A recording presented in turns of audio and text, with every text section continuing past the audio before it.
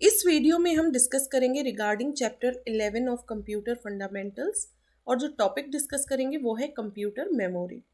सबसे पहले कुछ पॉइंट्स देखते हैं रिलेटेड टू कि जनरल कंप्यूटर क्या करता है, देन उसमें एक मेमोरी का क्या रोल है, ठीक है, वाई इज मेमोरी रिक्वायर्ड या फिर कंप्यूटर मेमोरी क्या होती है। तो सबसे पहले इन जनरल कंप्यूटर देखते हैं। ये मैं ऑलरेडी डिस्कस कर चुकी हूँ बट एक बार इधर एक रिवीजन के तौर पे पहले कंप्यूटर का क्या रोल होता है वो देखेंगे, उसके बाद उसमें मेमोरी का क्या रोल होता है वो भी हम डिस्कस करेंगे।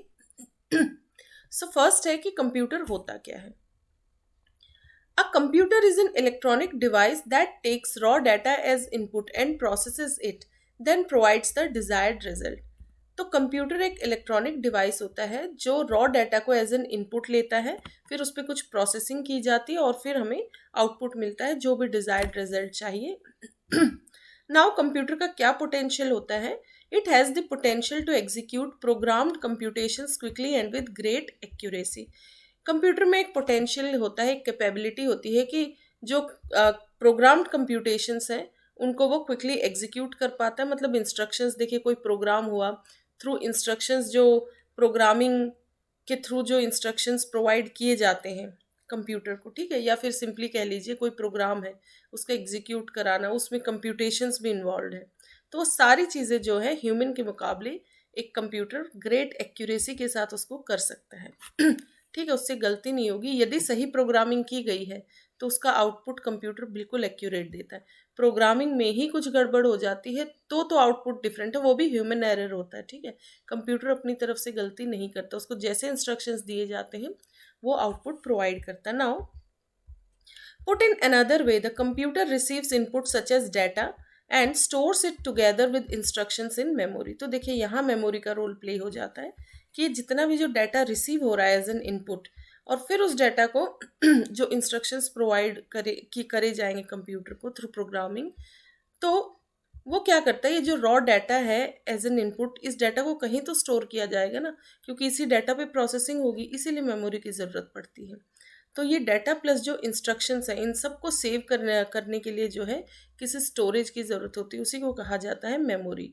मेमोरी का मतलब एक बार स्टोर कर दिया, डाटा हो गया, इंस्ट्रक्शंस हो गए, फिर use them when required. Memory से वो चीज़ें तभी ली जाती है जब जब प्रोसेसिंग के टाइम कंप्यूटर को उसकी ज़रूरत पड़ती है। मतलब मैं बेसिकली इधर जो प्रोसेसिंग वर्ड है वो कौन कर रहा होता है? सीपीयू।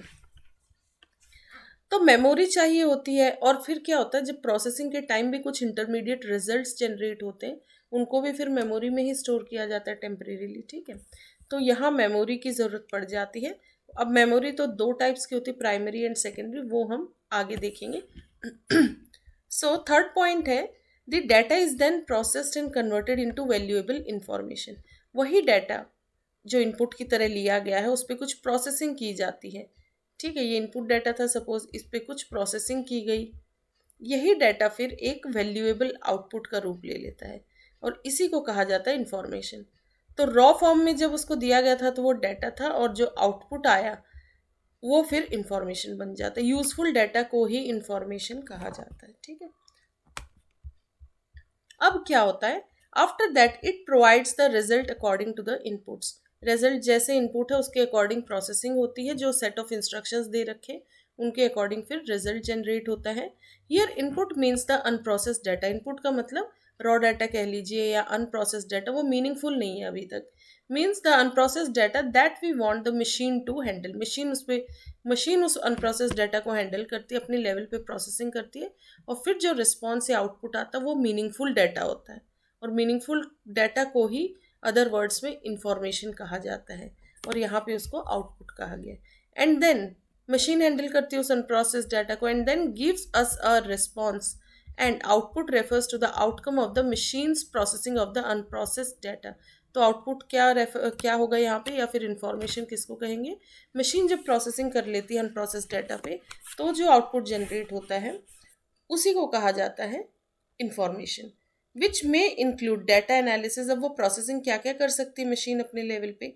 डाटा को प्रोसेस कर सकती है। डाटा देखिए क्या प्रोसेसिंग होगी, जो डाटा आया है इनपुट डाटा, जो कि ये देखिए ये अनप्रोसेस्ड डाटा जो है, ठीक है, ये सारी चीज़ें मशीन लर्निंग में भी डिटेल में है कि यहाँ तो नॉर्मली सीपीयू की बात हो रही है, बट जनरली मशीन लर्निंग में जो एल्गोरिदम्स या फिर जो मॉडल्स होते हैं वो भी ऐसा ही कुछ कर रहे होते हैं, अनप्रोसेस्ड डाटा को लेके उस पर कुछ एनालिसिस और बहुत सी सारी चीज़ें जो है करके फिर एक डिज़ायर्ड आउटपुट जनरेट किया जाता है। बट यहाँ खैर मशीन लर्निंग की बात नहीं हो रही, यहाँ नॉर्मल सीपीयू की प्रोसेसिंग की बात हो रही है। तो क्या क्या प्रोसेसिंग हो सकती है डाटा पे, जैसे डाटा एनालिसिस हो सकती है, सर्चिंग, डाटा पे कुछ सर्च किया जा सकता है, distributing, then storing and more, ऐसे बहुत सारे जो है उस पे प्रोसेसिंग हो सकती है डाटा पे by a computer. Consequently a computer is also referred to as a data processing system, इसीलिए उसको कंप्यूटर को समटाइम्स डाटा प्रोसेसिंग सिस्टम भी कहा जाता है, क्योंकि डाटा पे कुछ प्रोसेसिंग होती है एंड देन आउटपुट जनरेट होता है जो भी डिज़ायर्ड होता है। तो ये देखिए मेमोरी कुछ इस तरीके से दिखेगी हार्डवेयर के फॉर्म में, यदि आप देखना चाहें तो। ऐसी और भी पिक्चर्स मैं यहाँ पे इंक्लूड करूँगी आगे। सो कुछ इस तरीके से दिखेगी मेमोरी, ये देखिए, ठीक है, ये दो पिक्चर्स हो गई। अब हम देखते हैं कि मेमोरी क्या है, और यहाँ जब भी मेमोरी वर्ड यूज होगा तो यहाँ सिर्फ और सिर्फ कंप्यूटर की मेमोरी की बात हो रही होगी, ठीक है ना। मेमोरी होती क्या है? The computer memory holds the data and instructions needed to process raw data and produce output. Computer की मेमोरी डाटा और इंस्ट्रक्शंस को होल्ड करती है और फिर उस पर प्रोसेसिंग होती है, फिर आउटपुट जनरेट होता है। तो जो डाटा और इंस्ट्रक्शंस को होल्ड करने के लिए कुछ तो स्टोरेज चाहिए, उसी को मेमोरी कहा जाता है। और प्रोसेसिंग के टाइम भी जो इंटरमीडिएट बीच में जो रिजल्ट जनरेट हो रहे होते हैं उनको टेम्परेली कहीं सेव किया जाता है, ताकि जैसे एक इंस्ट्रक्शन ने कुछ रिजल्ट जनरेट किए वो सेव करने, सपोज उस दो इंस्ट्रक्शन छोड़ के फिर फोर्थ इंस्ट्रक्शन को वापस से उसी रिजल्ट की ज़रूरत पड़ी तो वो वहाँ से मेमोरी से ले सकता है।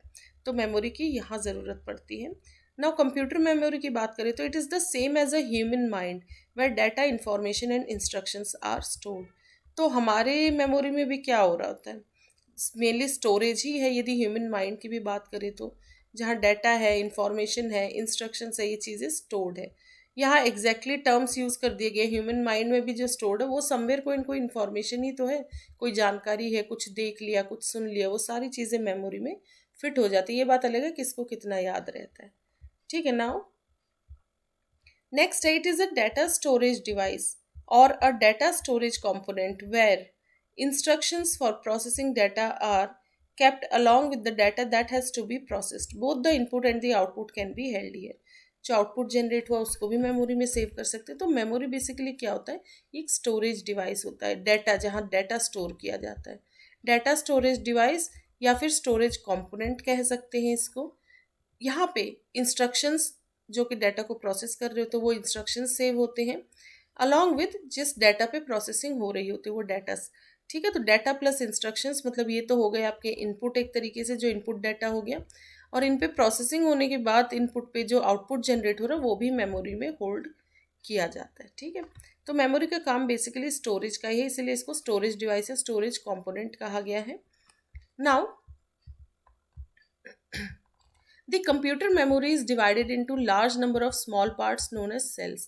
कंप्यूटर की मेमोरी बहुत वेरी लार्ज नंबर ऑफ छोटे छोटे पार्ट्स में वो डिवाइडेड रहती है, और उसको बिल्कुल स्मॉलेस्ट पार्ट को कहा जाता है cell. Each cell has a unique address which varies from 0 to memory size -1। जो भी मेमोरी साइज होता है कंप्यूटर का, तो सेल क्या होता है एक्चुअली, एक हर सेल का एक यूनिक एड्रेस होता है, जो कि एड्रेस की रेंज कहाँ से कहाँ तक होती है, 0 से लेके जो भी मेमोरी साइज है -1 उतनी होगी। Now computer memory two types की होती है, volatile and non volatile. Volatile का मतलब होता है जो कंप्यूटर ऑन है तब तक रहेगी। वॉलेटाइल का वैसे बेसिकली इस वर्ड का मीनिंग होता है उड़ जाना, गायब हो जाना, ठीक है।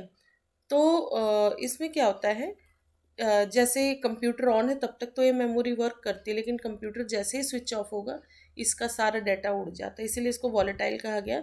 और वो एक टाइप की मेमोरी है रैम। रैम का फुल फॉर्म है रैंडम एक्सेस मेमोरी। इसको डिटेल में भी आगे पढ़ेंगे, बट इसको आप याद रख लीजिए, बहुत इंपॉर्टेंट है। तो RAM volatile memory and non volatile मतलब जिसमें से जो इंस्ट्रक्शंस है या डाटा है या जो भी प्रोग्रामिंग है ये चीज़ उड़ती नहीं है, ये चीज़ परमानेंटली रहती है, ठीक है। इसको इरेज करना पड़ता है, वो भी फिजिकली किसी तरीके से, तो उड़ जाएगी, लेकिन कंप्यूटर के स्विच ऑफ करने से इस पर कोई फर्क नहीं पड़ता है। इट विल स्टे, इस पे जो भी चीज़ें एक बार स्टोर कर दी गई है वो रहेंगी, चाहे कंप्यूटर स्विच ऑन कर लो चाहे ऑफ कर लो, इसलिए नॉन वॉलेटाइल है। और उस वैसी एक मेमोरी है रोम। रोम मतलब रीड ओनली मेमोरी। सो इन दोनों का फुल फॉर्म याद कर लीजिए, बहुत इंपॉर्टेंट है। रैम है random access memory and ROM है read only memory. RAM volatile memory है एंड रोम है जो वो नॉन वॉलेटाइल है। नाउ द सेकेंडरी मेमोरी, जिसको हार्ड डिस्क भी कहते हैं, that is referred to as storage not memory. ये बेसिकली स्टोरेज है जहाँ चीज़ें स्टोर की जाती है, ठीक है। इसको कुछ याद नहीं रखना पड़ता, बट जो प्राइमरी मेमोरी में काम हो रहे हो तो वो चीज़ें जो है टाइम टू टाइम चाहिए होता है, वो डाटा या वो इंस्ट्रक्शंस, तो ये एक्चुअल में मेमोरी कह सकते हैं। बट अब कह देते हैं स्टोरेज डिवाइस है, स्टोरेज मेमोरी, सेकेंडरी स्टोरेज कह देते हैं, सेकेंडरी मेमोरी भी कहते हैं। बट बेसिकली हार्ड डिस्क तो टोटली स्टोरेज है, ठीक है। उससे कुछ इमीडिएटली रिजल्ट्स नहीं लिए जाते। इमीडिएटली जो रिजल्ट्स लेने का काम होता है वो प्रोसेसिंग सारी बेसिकली प्राइमरी मेमोरी में हो रही होती है। अब प्राइमरी सेकेंडरी क्या है वो भी एक डिफरेंट टॉपिक है, बट साथ साथ जितने भी पॉइंट्स हो सके मैं कवर करने की कोशिश करूँगी। नाउ नेक्स्ट है मेन मेमोरी की कैरेक्टरिस्टिक्स क्या होती है। It serves as the computer's main memory. तो मेन मेमोरी तो नाम ही हो गया, तो कंप्यूटर की मेन मेमोरी हो गई। As compare to secondary memory it is faster computer memory. यहाँ पे बेसिकली प्राइमरी मेमोरी की बात हो रही है। Main memory means primary memory की कैरेक्टरिस्टिक्स की बात हो रही है। तो ये कंप्यूटर की मेन मेमोरी होती है जो प्राइमरी मेमोरी होती है, as compare to secondary memory जो कि हार्ड डिस्क हो गया या सेकेंडरी स्टोरेज जो हो गया। As compare to secondary memory it is faster computer memory, ये फास्ट होती है। Then typically it is a volatile memory, ये सिर्फ कंप्यूटर ऑन होने तक तो वर्क करती है, इसके बाद जो है ये जनरली जो है ये वॉलेटाइल मेमोरी होती है, उड़ जाती है, ऑफ करती। विदाउट, तो ये इसका वर्क बेसिकली जब तक कंप्यूटर पे काम करो तब तक इसका रोल है। Without primary memory a computer system can not run. जब कंप्यूटर रन हो रहा होता है, उस पर चीज़ें एग्जीक्यूट हो रही होती है, तो उस वक्त प्राइमरी मेमोरी की ज़रूरत होती है। यदि ये मेमोरी ना हो तो कंप्यूटर सिस्टम रन ही नहीं होगा। Now these memories are semiconductors. इन पे जो टेक्नोलॉजी यूज हुई है, तो बेसिकली ये मेमोरीज क्या होती है, semi conductors. But if we categorise memory on behalf of space और लोकेशन, स्पेस और लोकेशन के बिहाफ पे यदि हम मेमोरी को कैटेगराइज करेंगे तो वो 4 टाइप्स की होती है। वो है register memory, cache memory, primary memory and secondary memory. ठीक है, बेसिकली तो प्राइमरी सेकेंडरी तो बहुत कॉमनली सुना ही होगा, बट ये 4 टाइप्स की मेमोरी होती है, register, cache, primary and secondary, ठीक है। Now how does computer memory work, computer की मेमोरी वर्क कैसे करती है। A program is loaded from secondary memory to primary memory when it is open. एक प्रोग्राम है, सपोज वो सेव किया हुआ है सेकेंडरी मेमोरी में, और जब उसको ओपन किया जाता है तो पहले प्राइमरी मेमोरी में वो प्रोग्राम लोड होता है। There are several types of memory and storage. For example, a program being move from a solid state drive SSD to RAM. देखिए हाँ, सबसे पहले तो फुल फॉर्म देख लेते हैं। SSD है सॉलिड स्टेट ड्राइव, रैम है रैंडम एक्सेस मेमोरी। SSD एक सेकेंडरी स्टोरेज हो गया और रैम प्राइमरी मेमोरी है, ठीक है। तो सेकेंडरी से सपोज SSD में कोई प्रोग्राम है, उसको सबसे पहले कोई भी चीज़ रन होगी, कोई प्रोग्राम, तो उसको प्राइमरी मेमोरी में लाया जाएगा। और प्राइमरी मेमोरी मतलब रैम में, रैंडम एक्सेस मेमोरी, ठीक है। तो सबसे पहले जो प्रोग्राम है वो लोड किया जाता है सेकेंडरी से प्राइमरी में। और बहुत सारे टाइप्स के मेमोरी या स्टोरेज होते हैं, जैसे एक एग्जांपल लिया गया सिर्फ कि सेकेंडरी में कुछ और भी हो सकता है। सबसे पहले प्रोग्राम को सपोज SSD से रैम में पहुंचाया गया, सपोज मान के चलते हैं। तो उसके बाद क्या होता है, the open software will be able to communicate with the computer's processor at a faster rate because primary storage is accessed more quickly. अब SSD से रैम में उसको यदि लाया गया, क्यों, क्योंकि डायरेक्टली जो CPU है या कंप्यूटर का प्रोसेसर है, CPU ही होता है कंप्यूटर का प्रोसेसर, वहीं पे प्रोग्राम एग्जीक्यूट होना है। तो CPU डायरेक्टली जो है SSD से नहीं इंटरेक्ट करेगा, बट प्राइमरी मेमोरी से वो तो प्राइमरी मेमोरी तो पार्ट ऑफ CPU ही होती है, ठीक है। तो इसमें इंस्ट्रक्शंस को या फिर रैम के थ्रू इंटरेक्शन ठीक से हो पाता है CPU के द्वारा, ठीक है। फास्टर तरीके से वो एक्सेस कर पाता है।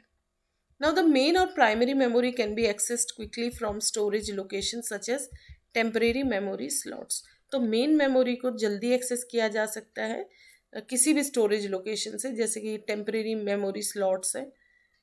तो ठीक है, क्यों प्राइमरी क्यों सेकेंडरी से प्राइमरी किया गया? जस्ट बिकॉज कि प्राइमरी मेमोरी फास्टर होती है। तो प्रोग्राम लोड हो गया, उसके बाद क्या होता है, data in memory is only saved temporarily since memory is volatile. Memory में डाटा टेम्परेरी, मतलब जो प्राइमरी मेमोरी हुई, जहाँ रैम की हम बात कर रहे हैं, तो वहाँ पे टेम्परेरी सेव होता है। सिर्फ वो प्रोसेस जब एग्जीक्यूट हो रही होती है तो बीच बीच में जो रिजल्ट्स जनरेट हो रहे हैं या फिर इंस्ट्रक्शंस है, डाटा है, जो उस मोमेंट में चाहिए प्रोग्राम एग्जीक्यूट होने के लिए, तो तब तक के लिए जो है वो ज़रूरत पड़ती है उस मेमोरी की। इसीलिए वहाँ पे डाटा टेम्परेरली सेव होता है, क्योंकि मेमोरी वॉलेटाइल है। जैसे ही कंप्यूटर ऑफ तो प्रोग्राम एग्जीक्यूट नहीं होता है ना, क्योंकि सब कुछ तो उड़ जाता, प्राइमरी मेमोरी उड़ गई, ना इंस्ट्रक्शंस दिख रहे, कुछ नहीं। सबसे बड़ी बात तो ऑपरेटिंग सिस्टम ही ऑफ हो जाता है तब। ठीक है, मतलब उस मोमेंट के लिए तो ऑफ ही दिखता है, इंटरनली तो हर चीज़ सेव ही है। Now data saved in volatile memory will be erased immediately. जैसे ही स्विच ऑफ करेंगे तो वॉलेटाइल मेमोरी का डाटा इमीडिएटली जो है इरेज हो जाता है, गायब हो जाता है, whenever a computer is turned off. A file is transported to secondary memory. इसीलिए सेकेंडरी मेमोरी की ज़रूरत पड़ती है कि परमानेंट स्टोरेज के लिए सेकेंडरी की ज़रूरत पड़ती है। प्राइमरी मेमोरी तो सिर्फ टेम्परेरी है, जब तक कंप्यूटर ऑन है तब तक वो रोल प्ले कर रही है। ऑफ होने के बाद फिर भी हमें सारे प्रोग्राम्स, फाइल सबको सेव रखना, तो वो कहाँ सेव की जाती है? सेकेंडरी मेमोरी में। तो जब जैसे कोई प्रोग्राम उसकी नहीं ज़रूरत है तो उसको वापस से जो है वो फिर सेकेंडरी स्टोरेज में तो सेव होती ही है, क्योंकि वो ऑलरेडी सेकेंडरी में ही थी। सिर्फ वो एग्जीक्यूट होने के टाइम जब हम ओपन या रन कर रहे होते तो वो फिर प्राइमरी में आ जाती है। बट है तो उसकी लोकेशन जो सेव्ड है वो सेकेंडरी में ही। तो परमानेंट यदि स्टोर करना है देन सेकेंडरी मेमोरी काम आती है। Now there are numerous kinds of memory present in a computer. एक कंप्यूटर में बहुत टाइप की मेमोरी प्रेजेंट होती है। Depending on the primary memory utilised it will perform differently. ठीक है, कैसी प्राइमरी मेमोरी यूटिलाइज है तो उसका जो परफॉर्मेंस होगी वो डिफरेंट होगी। But semi conductor based memory is typically connected with memory. Basically memory में जो किस चीज़ का बेसिकली यूज़ होता है वो है semi conductor based memory. Integrated circuits utilising metal oxide semiconductor MOS transistors based on silicon will be used to make semiconductor memory। अब ये semiconductor memory बनती कैसे है? तो बेसिकली इसमें यूज़ होते हैं इंटीग्रेटेड सर्किट्स, जो किस चीज़ को यूटिलाइज कर रहे होते हैं? मॉस ट्रांजिस्टर्स को। ठीक है, मॉस क्या होता है? Metal oxide semiconductor. और ये ट्रांजिस्टर्स जो है ये किस पे बेस्ड होते हैं? Based on silicon. ठीक है, तो ये जस्ट फॉर अंडरस्टैंडिंग याद रखिए, इंटीग्रेटेड सर्किट्स, फिर मॉस, सिलिकॉन, ये कुछ इंपॉर्टेंट टर्म्स है रिलेटेड टू मेमोरी। तो ऐसे सेमीकंडक्टर मेमोरी बनाई जाती है। नाउ कंप्यूटर मेमोरी कितने टाइप्स की है? Types of computer memory. In general, memory can be classified into primary and secondary memory. However, even when just talking about primary memory, there are many different types of memory. There are some examples of primary memory such as follows. देखिए, वैसे तो basically तो primary और secondary होती है, लेकिन सिर्फ primary की भी बात करें तो ये भी डिफरेंट डिफरेंट टाइप्स की होती है। जो हमने कैशे और रजिस्टर की भी बात करी थी पीछे, 4 टाइप्स की मेमोरी थी, cache memory, register memory, primary memory and secondary memory. तो ये जो रजिस्टर और कैशे मेमोरी है ये भी प्राइमरी में ही आते हैं। तो बेसिकली तो ब्रॉडली क्लासीफाई करें तो प्राइमरी और सेकेंडरी ही होते हैं। तो कुछ एग्जांपल देखते हैं प्राइमरी मेमोरी की। तो सबसे पहला है cache memory. The cache also known as a temporary storage area is more readily available to the processor as compared to the main memory source of the computer system। Main memory जो है, मतलब primary memory जो RAM की बात करी थी, उससे भी जल्दी जो है एक टेम्परेरी स्टोरेज एरिया होता है जिसको कैशे कहते हैं, ये और फास्ट होती है। इसमें से सीपीयू और जल्दी जो है ये रेडिली अवेलेबल रहती है। प्रोसेसर को जो चीज़ चाहिए फटाफट से कैशे से वो मिल जाती है। लेकिन ये जो है इस लिमिटेड स्टोरेज कैपेसिटी होती है इसकी, और टेम्परेरी तो है ही। To the processor as compare to the main memory source of the, तो ये बहुत फास्ट मेमोरी होती है, इसलिए कैशे मेमोरी का यूज़ होता है। It is mounted on a different chip that connects to the CPU via a bus और is frequently built directly into the CPU chip. Mounted मतलब ऊपर बनाना. इट इज़ माउंटेड, ये ऑन अ डिफरेंट, ये अलग ही chip पे जो है कैशे मेमोरी प्रेजेंट रहती है. That connects to the CPU. इसी के थ्रू ये सीपीयू से कनेक्ट होती है. किसके थ्रू? Via a bus. और इज फ्रीक्वेंटली बिल्ट, या तो डायरेक्टली सीपीयू चिप पे में भी ये बना दी जाती cache memory. Hence it is also known as CPU memory. इसलिए इसको सीपीयू मेमोरी भी कहा जाता है. सीपीयू बहुत इजीली इससे इंटरेक्ट कर पाता, बहुत फास्ट तरीके से. तो कैशे मेमोरी हो गई प्राइमरी मेमोरी. देन है रैम, जो हमने पीछे पढ़ा था. रैम का फुल फॉर्म है random access memory. The term refers to the fact that the processor can directly access any storage location. जो प्रोसेसर होता है वो किसी भी स्टोरेज लोकेशन को डायरेक्टली, इसीलिए देखिए रैंडम एक्सेस मेमोरी. रैंडम मतलब फटाफट से जल्दी, एक्सेस करना मतलब कोई चीज़ लेनी है तो वो चीज़ उसको मिल जाएगी. तो जहाँ से रैंडमली किसी चीज़ को एक्सेस किया जा सके उस मेमोरी को रैम कहा जाता है. तो किसी भी स्टोरेज लोकेशन को डायरेक्टली एक्सेस कर पाता है प्रोसेसर, इसीलिए इसको कहा जाता है रैम. और रैंडमली कर ली जाती मतलब एक इंस्टेंट में जल्दी से जल्दी. रैंडम एक्सेस मेमोरी और रैम ये क्या होती है? It is a piece of hardware that serves as the internal memory of the CPU. ये भी एक हार्डवेयर है जो कि इंटरनल मेमोरी ऑफ सीपीयू का रोल प्ले करती है. It is often found on a motherboard of a computer. ये कहाँ प्रेजेंट रहती है? मदरबोर्ड ऑफ कंप्यूटर पे.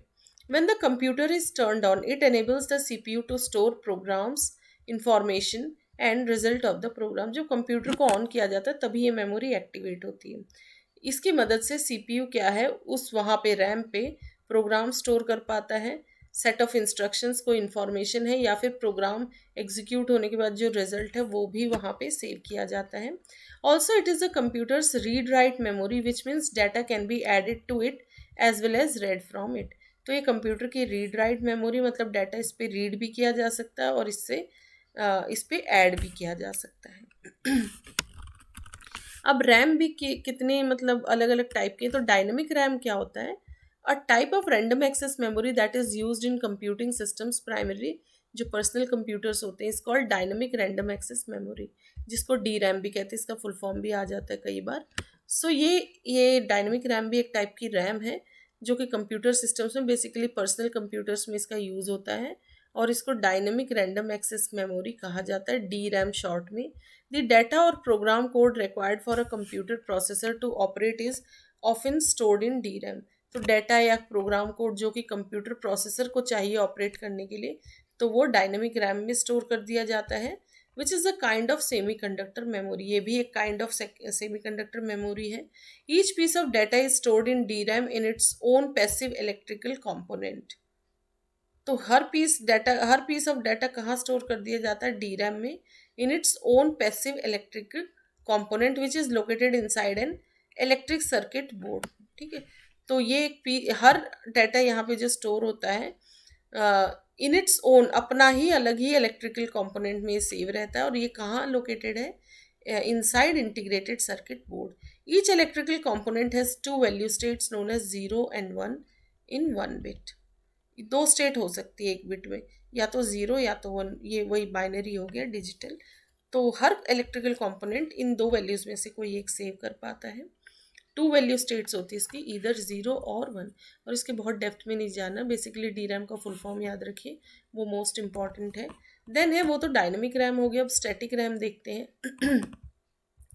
As long as SRAM receives power it keeps data bits in its memory. जब तक स्टैटिक रैम को पावर मिल रहा है तो डाटा बिट्स मेमोरी में रहेंगी.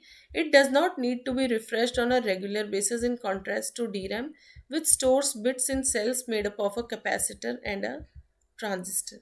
तो इसमें बार बार रिफ्रेश करने की ज़रूरत नहीं पड़ती रेगुलर बेसिस पे, लेकिन डी रैम में ज़रूरत पड़ती है.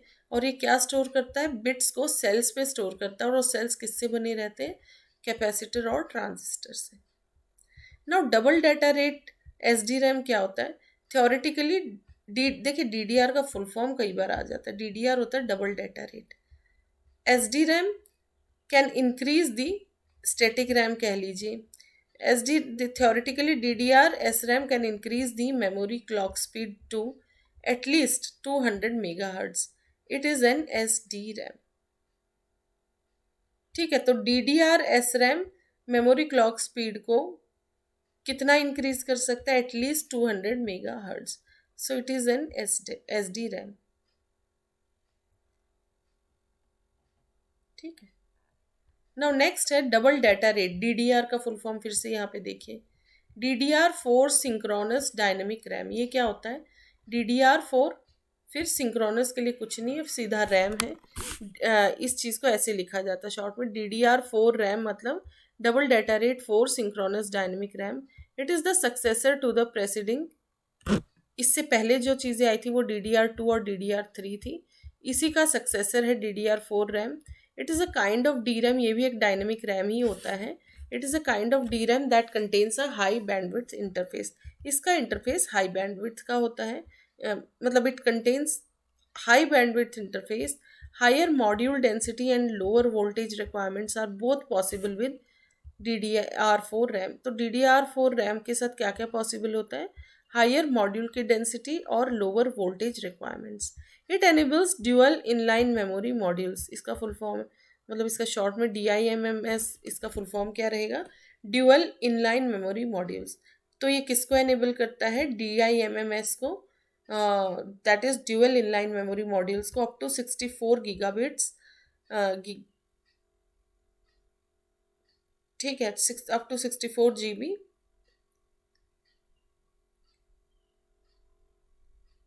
ठीक है, तो ये गीगाबाइट्स होगा. Also higher data rate transfer speeds are paired with it. इसके साथ और क्या क्या पेयर किया जा सकता है? Higher data rate transfer speeds, इनको पेयर किया जा सकता है किसके साथ? DDR4 रैम के साथ. और इसकी बहुत डेप्थ में नहीं जाना, बस इतना ही बहुत है ताकि थोड़ा बहुत आपको पता रहे कि ये होता क्या है. देन है रैम्बस डायनेमिक रैम. ये क्या होता है? A memory component called DRDRAM. It made a guarantee to transport up to 1.6 billion bytes per second. ठीक है, तो एक मेमोरी कंपोनेंट है और ये गारंटी करता है कितना बाइट्स को पर सेकंड ट्रांसफर करने के लिए? 1.6 billion bytes per second. The RAM controller subsystem consist of RAM, a bus connecting RAM to the microprocessor and a computer using devices that make up the subsystem. ठीक है, तो RAM controller subsystem क्या है? ये किससे बना रहता है? रैम से और एक बस से, जो कि रैम को किससे कनेक्ट कर रही होती है? माइक्रो प्रोसेसर से. And computer using devices that make up the subsystem. Now read only memory, जो कि रोम है. रोम क्या है? ये भी प्राइमरी मेमोरी है, लेकिन ये कौन सी होती है? Non volatile. ROM is often only read from and not written to. इसमें से सिर्फ रीड किया जा सकता, अपनी तरफ से कुछ लिखा नहीं जा सकता. So it is a type of computer storage. ये भी एक टाइप ऑफ कंप्यूटर स्टोरेज है, बट नाम ही है रीड ऑनली मेमोरी. यहाँ सिर्फ रीड किया जा सकता है, इसमें जो भी लिखा हुआ उसको रीड कर सकते हैं, बट अपनी तरफ से कुछ राइट नहीं कर सकते. It is non volatile in nature. ये उड़ती नहीं है, स्विच ऑफ करने के बाद भी वैसी ही रहेगी. Which means it stores data permanently. इसमें डाटा परमानेंटली स्टोर किया जाता है. The programming code is stored in the ROM that enables a computer system to boot up और regenerate every time when it is turn on. तो turn on करने के time जो computer programming code की ज़रूरत होती है, ये यही कोड परमानेंटली जो है इस पर पहले से ही लिख दिया जाता है. ठीक है, तो बेसिकली ये है तो हार्डवेयर, पर कोडिंग का यूज़ हो रहा है, तो सॉफ्टवेयर मतलब वो इंस्ट्रक्शंस भी यूज़ हो रहे हैं, बट वो किस फॉर्म में प्रेजेंट है? हार्डवेयर में प्रेजेंट है. ठीक है, तो वो प्रोग्रामिंग कोड फिक्स रहता है, उसको आप चेंज नहीं कर सकते.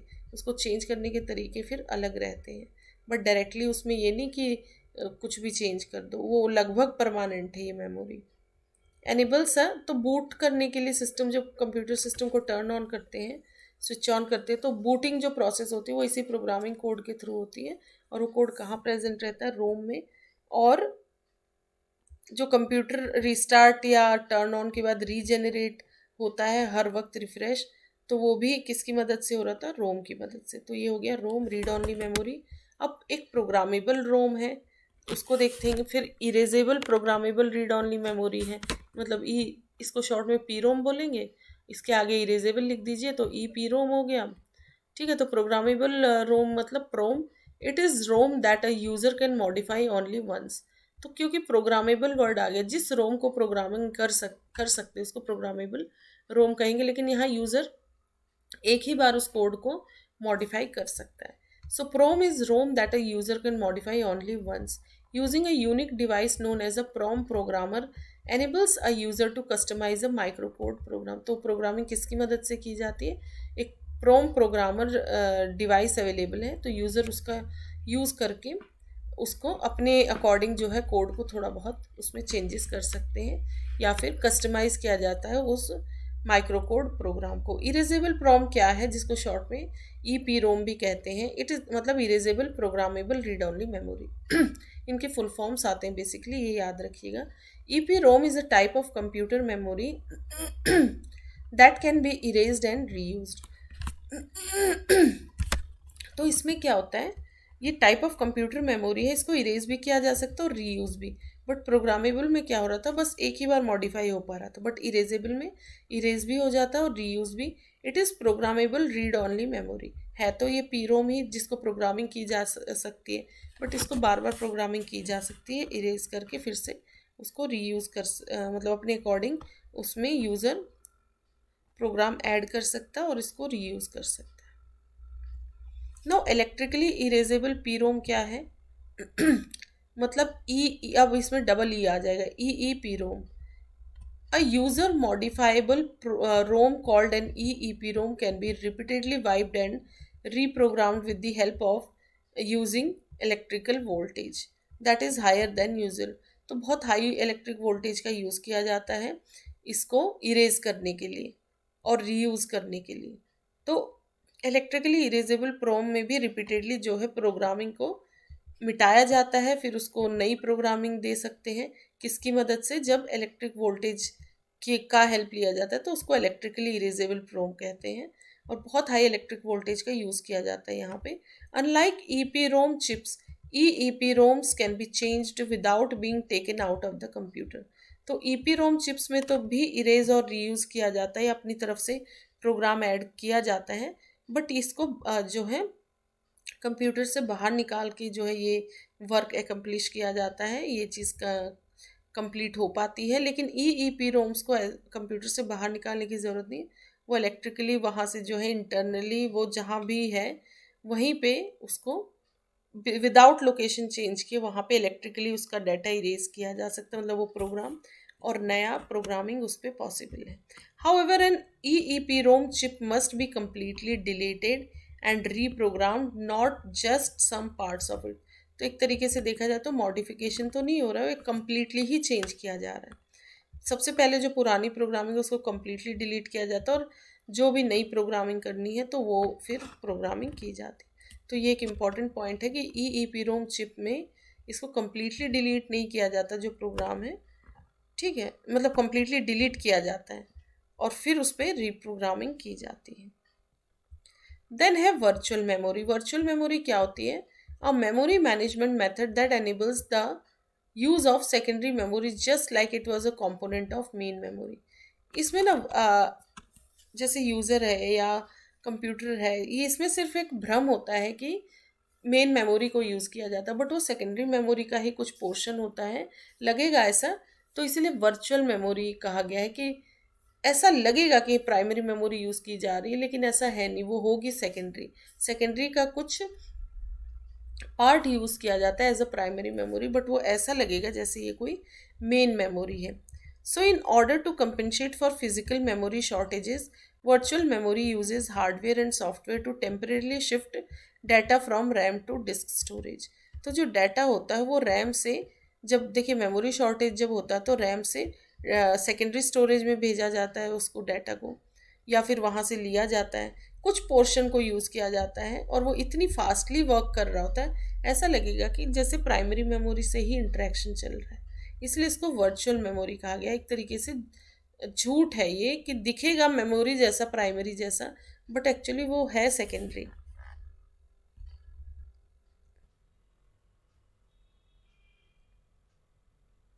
अब डिस्कस करते हैं मेमोरी वर्सेस स्टोरेज. तो ये सुनने में तो सिमिलर लगते हैं memory and storage, but they have a different meaning. So देखते हैं क्या है ये. Although the terms memory and storage they are frequently used interchangeably, there are some distinct and important differences between both.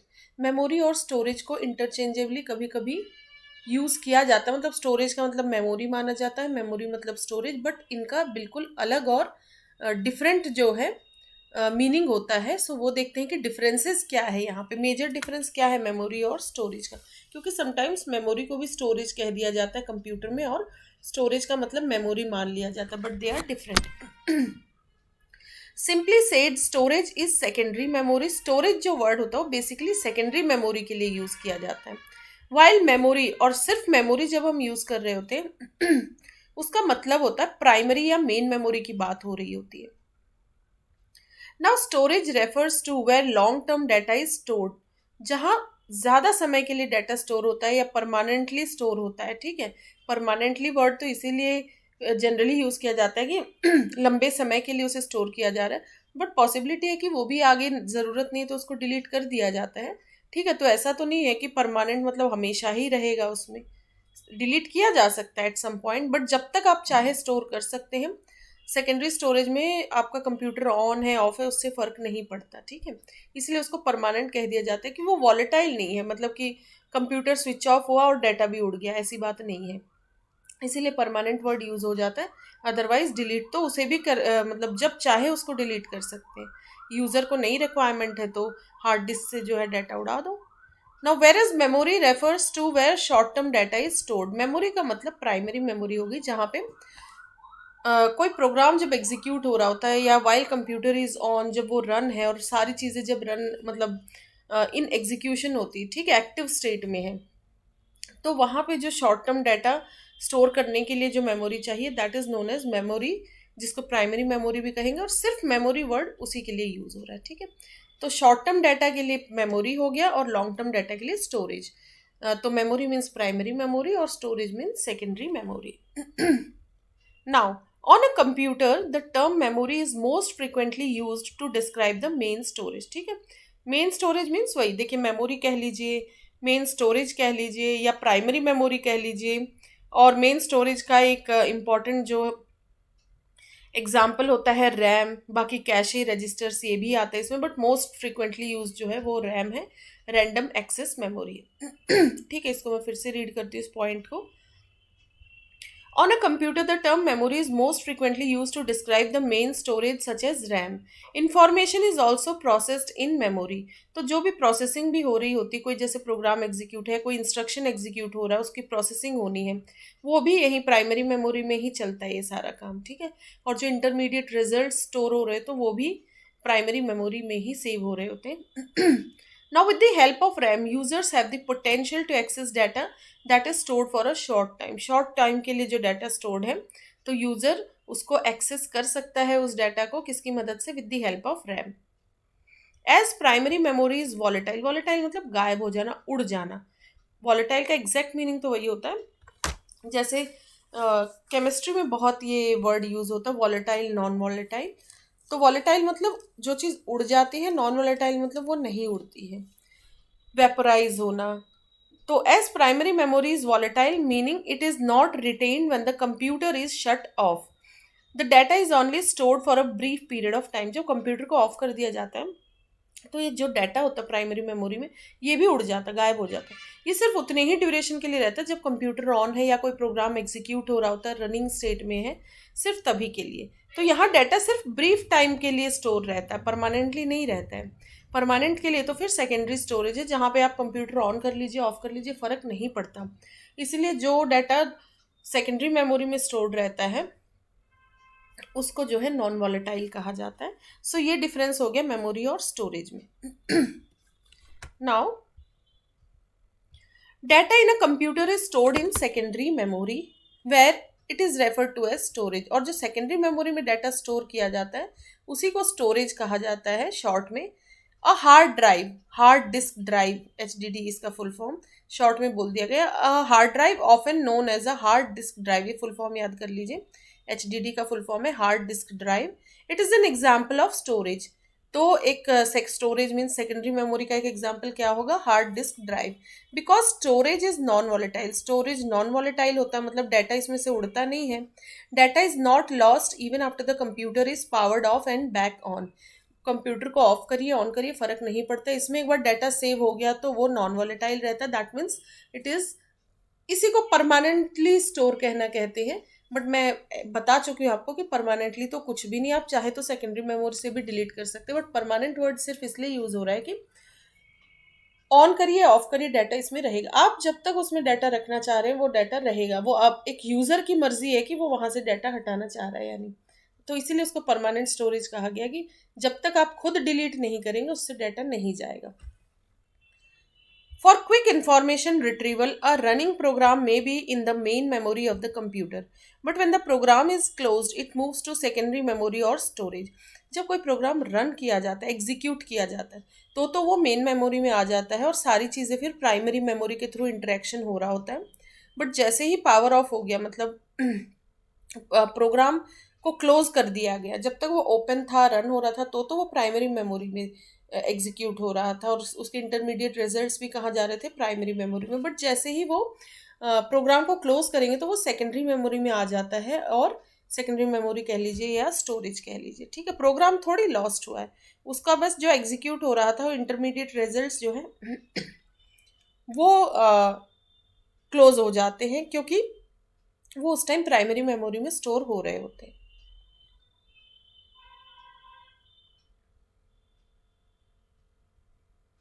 The amount of storage and memory space that is accessible differs as well. और जो कितना storage है कितना memory space है ये भी difference होता है। तो देखते हैं क्या होता है। As compare to memory, a computer will often have greater storage capacity. जो सेकेंडरी मेमोरी होती है मतलब स्टोरेज, वो मेमोरी स्पेस से ज़्यादा होता है, उसकी अमाउंट भी और उसका स्पेस भी, ठीक है। जैसे मेमोरी, इधर देखिए, अब मेमोरी का मतलब समझ जाइए, प्राइमरी मेमोरी की बात हो रही है, स्टोरेज मतलब सेकेंडरी मेमोरी। तो मेमोरी के कंपैरिजन में, मतलब प्राइमरी मेमोरी के कंपैरिजन में कंप्यूटर के पास ज़्यादा स्टोरेज कैपेसिटी होती है, मतलब सेकेंडरी मेमोरी ज़्यादा रहती है, मतलब एक रैम के मुकाबले हार्ड डिस्क ड्राइव की कैपेसिटी ज़्यादा होती है। For instance, a laptop may have 250 GB of storage space and 8 GB of RAM। जैसे प्राइमरी मेमोरी, सपोज रैम की बात करते हैं, प्राइमरी मेमोरी का एग्जांपल हो गया, तो 8 GB रैम है सपोज, तो स्टोरेज स्पेस कहाँ तक हो सकता है, 250 GB तक, ठीक है। इसीलिए ज़्यादा डाटा कहाँ सेव होता है, स्टोरेज में। ये तो सिर्फ रनिंग के लिए ज़रूरत होती है कि प्राइमरी मेमोरी ज़्यादा है तो आपके प्रोग्राम्स जो है जल्दी जल्दी रन हो पाएंगे, एग्जीक्यूट हो पाएंगे, आपको रिजल्ट्स जल्दी मिलेंगे। The reason for the difference in space is that a computer will not need to quickly access all the data stored on it at once। और ये मेमोरी डिफरेंस क्यों है, क्यों नहीं यहाँ पे ज़्यादा मेमोरी ले लेते हम, 250 GB यहाँ ले लेते, 8 GB यहाँ। प्रॉब्लम मतलब इसका जो है रिक्वायरमेंट ही नहीं है इस चीज़ की। रिक्वायरमेंट किस चीज़ की है कि एट अ टाइम तो सारी चीज़ तो रन करनी नहीं है, कुछ लिमिटेड चीज़ें ही रन होगी ना, तो इतने में काम चल जाता है। प्राइमरी मेमोरी कम होगी तो उतने में आप, एक यूज़र आसानी से अपना काम कर सकता है, उसे ज़रूरत ही नहीं इतने स्पेस की, क्योंकि एक साथ तो सारे प्रोग्राम वो उसे ओपन करने नहीं है, रन करने नहीं है। जितने प्रोग्राम एक साथ रन करने हैं या यूज़ करने, तो प्राइमरी मेमोरी कम रहे तो सफिशिएंट, तो बहुत ज़्यादा की ज़रूरत है भी नहीं। तो देखिए, बट उतनी होनी चाहिए कि भाई प्रोग्राम एग्जीक्यूट अच्छे से हो सके, बहुत कम भी नहीं होनी चाहिए कि पता चला वो एग्जीक्यूट ही नहीं हो पा रहा प्रोग्राम। तो सारा डाटा तो क्विकली एक्सेस करने की ज़रूरत नहीं होती है, या एक ही बार तो एट वंस तो ज़रूरत होती नहीं है, इसीलिए प्राइमरी मेमोरी कम है और सेकेंडरी मेमोरी वहाँ चीज़ें जो है रखी हुई है, जैसे जब जिसकी ज़रूरत हो वो चीज़ें प्राइमरी मेमोरी के थ्रू जो है उनको एग्जीक्यूट कर लिया गया। Therefore, assigning about 8 GB of space will be plenty to run programs। तो इतना बहुत है प्राइमरी मेमोरी के लिए, प्रोग्राम्स को एफिशिएंटली रन कराने के लिए दिस मच इज़ इनफ। तो इसीलिए सेकेंडरी स्टोरेज ज़्यादा होता है, मतलब जो स्टोरेज स्पेस है वो ज़्यादा होता है और मेमोरी स्पेस कम होता है। Now, due to the inconsistent usage of this terminology in modern technology, memory and storage can be difficult to understand. तो इसका इनकन्सिस्टेंट यूज हो रहा है, मतलब ऐसा नहीं है कि मेमोरी, प्राइमरी मेमोरी की, समटाइम्स सेकेंडरी मेमोरी के लिए मेमोरी यूज हो जा रहा है, स्टोरेज मतलब प्राइमरी के लिए, बट ये चीज़ फिर डिफिकल्टी को बढ़ाती है, ठीक है। जिसका जो मीनिंग है वो वही यूज हो तो अच्छा रहता है। फॉर इंस्टेंस जैसे flash memory is a sort of secondary storage. Flash memory एक सेकेंडरी स्टोरेज है, whereas RAM can be referred to as primary storage। और RAM प्राइमरी स्टोरेज है, मतलब प्राइमरी मेमोरी है। It may be simpler to talk about memory in terms of whether it is volatile or non-volatile, and storage in terms of whether it is primary or secondary, in order to avoid misunderstanding. तो misunderstanding avoid करने के लिए memory जब भी use करें तो उसको दो टाइप्स में समझ लीजिए, वॉलेटाइल और नॉन वॉलेटाइल। और जब स्टोरेज की बात करें तो प्राइमरी और सेकेंडरी स्टोरेज, तो ये बेटर रहता है terminology. Now timeline of the history and evolution of computer memory. चीज़ें कैसे कैसे मेमोरी में इवोल्यूशन होता गया विद टाइम वो देखते हैं। और ये कुछ भी रटना नहीं, just for your proper understanding. और कुछ इंपॉर्टेंट पॉइंट्स में वो याद रखिएगा बीच बीच में। Now memory was first limited to a few bytes of space in the early 1940s। Early 1940s में मेमोरी बस कुछ ही बाइट्स ऑफ स्पेस तक लिमिटेड थी। The development of acoustic delay line memory was one of the most important indications of advancement at this period। ठीक है, तो धीरे धीरे जो है इसमें एडवांसमेंट आता गया। अब quartz crystals could be used as transducers to read and write bits, and delay lines could store bits in mercury as sound waves. तो ये सब टर्म्स बस थोड़ा बहुत याद रख लीजिए कि किस किस चीज़ की ज़रूरत पड़ी थी उस वक्त मेमोरी के लिए। तो क्वार्ट्ज क्रिस्टल्स हो गया जैसे, देन आप याद रख लीजिए मर्क्यूरी एज साउंड वेव्स, और ट्रांसड्यूसर्स की तरह किसका यूज़ हुआ था, क्वार्ट्ज क्रिस्टल्स का। नाउ इसके बाद क्या हुआ, वो तो अर्ली 1940s की बात हो गई। अब लेट 1940s में क्या होता है और थोड़ा सा ज़्यादा डाटा स्टोर होने लगा। A few 100,000 bits can be stored with the help of using this approach. Non volatile memory was first studied in the late 1940s। Non volatile मतलब जैसे परमानेंट स्टोरेज जिसको कहेंगे, सेकेंडरी स्टोरेज। पहली बार non volatile नाम की memory कब study की गई थी, लेट 1940s में। And magnetic core memory which allowed for memory recall in the absence of power was developed. Power नहीं है, मतलब कंप्यूटर ऑफ है, तब भी मैग्नेटिक कोर मेमोरी जो है वो स्टोरेज के लिए यूज होने लगी, मतलब मैग्नेटिक कोर्स का यूज होने लगा as a secondary storage. This technology had advanced and become widely used in the 1950s। 1950s में ये वाइडली यूज होने लगी यही टेक्नोलॉजी, जो नॉन वोलेटाइल मेमोरी वाली और मैग्नेटिक कोर मेमोरी की, which helped to bring about the creation of the PROM in 1956। फिर PROM आया 1956 में। PROM मतलब प्रोग्रामेबल रीड ऑनली मेमोरी। रोम में तो एक ही बार प्रोग्राम जो है फिक्स कर दिया जाता है ना, थ्रू ये सॉफ्टवेयर और हार्डवेयर का ही कॉम्बिनेशन, एक तरीके से एक बार प्रोग्रामिंग कर दी जाती है इसमें, और लेकिन दोबारा भी यदि और एक बार इरेज करके इसमें करी जा सकती सिर्फ एक बार, तो उसको कहते हैं प्रोग्रामेबल रीड ऑनली मेमोरी। और EPROM क्या होता है, erasable programmable read only memory. उसमें आप कितनी बार भी उस प्रोग्राम को इरेज करिए, नया प्रोग्राम लिखिए।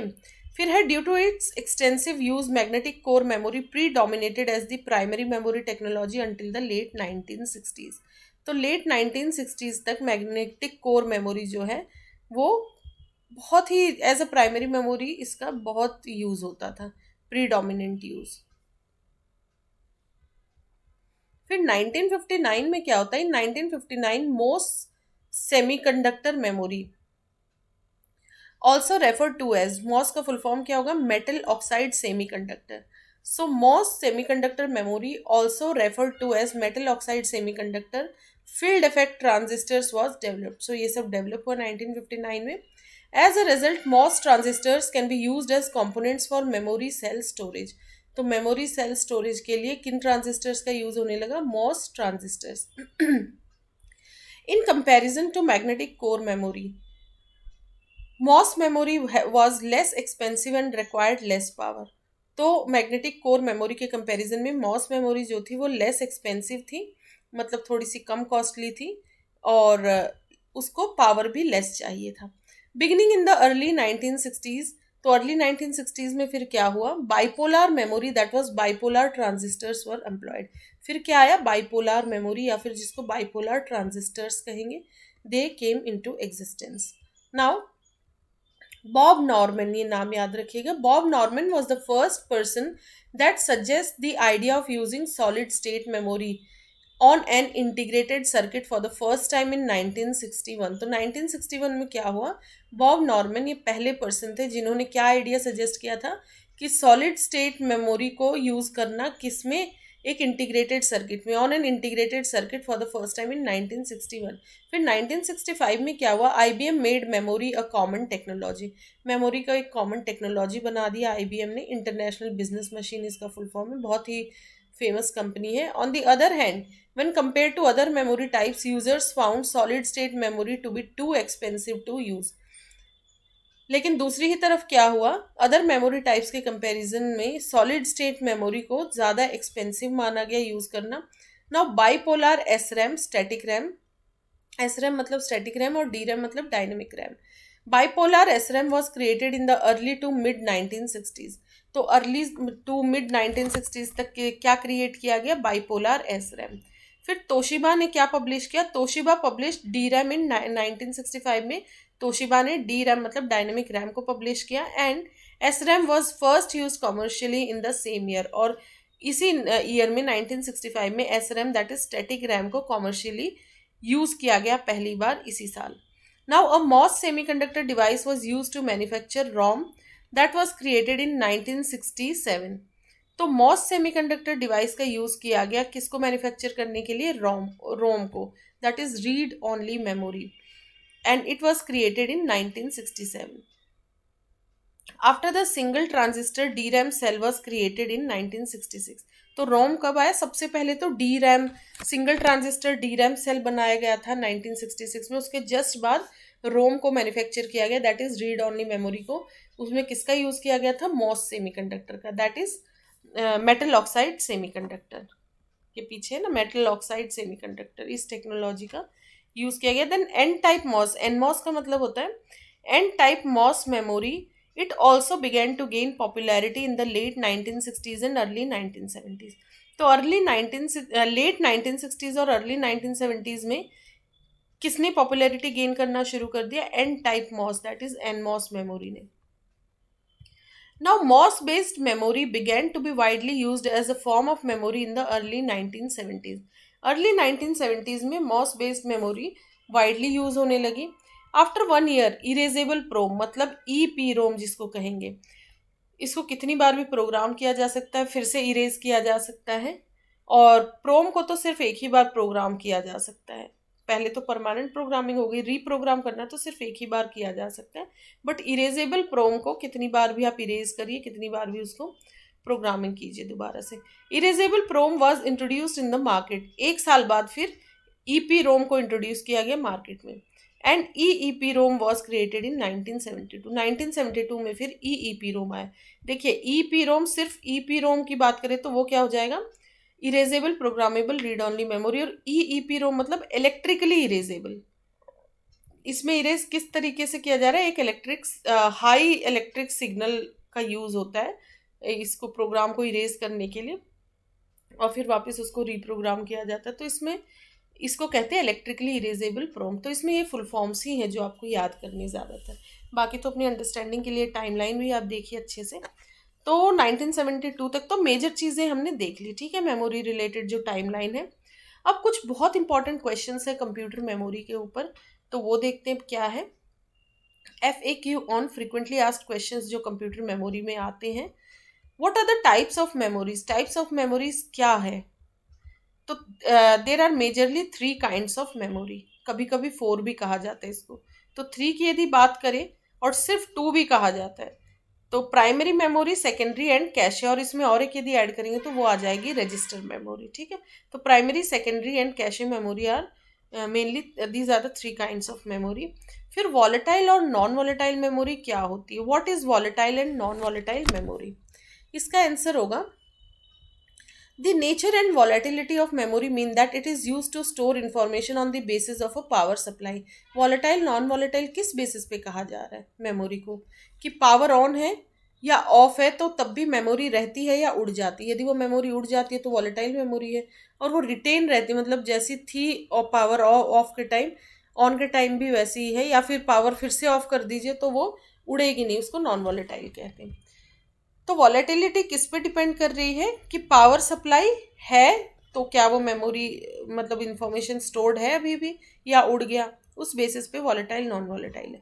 All of this stored data and information on this memory will be erased if the power supply is cut of. यदि वॉलेटाइल मेमोरी है तो जो भी डाटा स्टोर हुआ है या इंफॉर्मेशन तो वो इरेज हो जाता है, गायब हो जाता है, उड़ जाता है जैसे ही पावर सप्लाई कट ऑफ होगी, कंप्यूटर जैसे ही स्विच ऑफ होगा।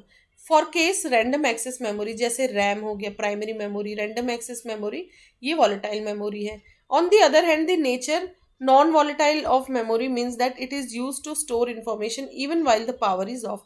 पावर ऑफ कर दीजिए तब भी इस पर फर्क नहीं पड़ता, इन्फॉर्मेशन रिटेन रहेगी, स्टोर रहेगी।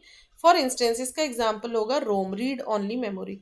रीड ऑनली मेमोरी में जो डाटा या इन्फॉर्मेशन जो भी चीज़ें हैं वो रिटेन रहती, चाहे आप पावर ऑन कर लीजिए चाहे ऑफ कर लीजिए, परमानेंट रहेगी इसमें। तो रैम हो गई आपकी volatile memory and non volatile memory, मतलब एग्जाम्पल के तौर पे यहाँ रोम है, read only memory. Now next है question number 3, what is the full form of C D ROM. तो सी डी का फुल फॉर्म भी खाली पूछा जाता है, रोम का भी पूछा जाता है। तो सी डी का फुल फॉर्म होता है कॉम्पैक्ट डिस्क और ROM read only memory. The full form of C D ROM is, सबसे पहले तो कॉम्पैक्ट डिस्क हो गया, compact disc read only memory, ठीक है, सी डी रोम का फुल फॉर्म। अब नेक्स्ट देखते हैं, how many 128x8 memory chips are needed for a memory capacity of this. इस कैपेसिटी के लिए कितने मेमोरी चिप्स की रिक्वायरमेंट होगी। तो इसमें आंसर हो जाएगा 64। इसका एक्सप्लेनेशन भी दे रखा है नीचे कैसे। चिप्स रिक्वायर्ड, उसका फॉर्मूला क्या होगा, required RAM size by available chip capacity. जो भी रैम साइज है डिवाइडेड बाई जो चिप की कैपेसिटी है।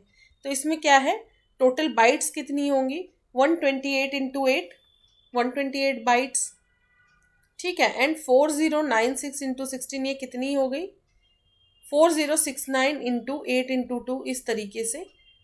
तो 4096 × 2 bytes. Therefore, number of chips required 4096 × 2 divided by 128।